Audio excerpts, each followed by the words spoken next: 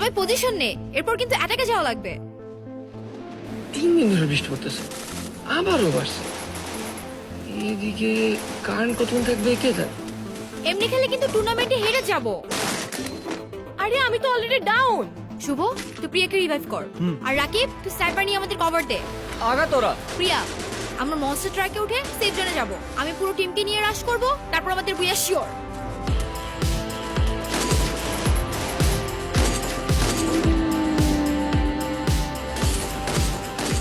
গ্রামবাসী, নদীর বাঁধ ভাঙতেছে, গ্রামে পানি ঢুকে গেছে।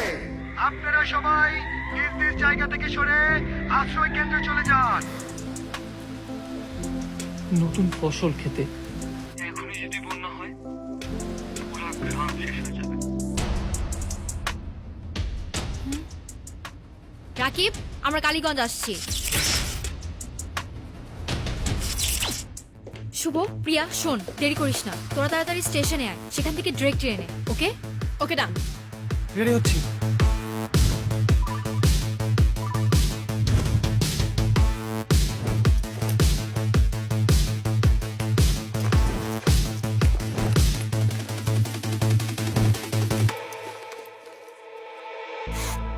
কি রে, কই যাচ্ছিস? মা, রাকিবের গ্রামের বাঁধ ভেঙে পানি উঠে গেছে। নীলা, শুভ সবাই যাচ্ছে। একটা গ্রামের সব মানুষ নিঃস্ব হয়ে যাবে মা। সবই ঠিক আছে, কিন্তু পানি, ঝড়, বাদল, আমার ভয় হচ্ছে তোর জন্য। আর তাছাড়া এত রাতে বাইরে যাওয়ার কোনো দরকার নেই।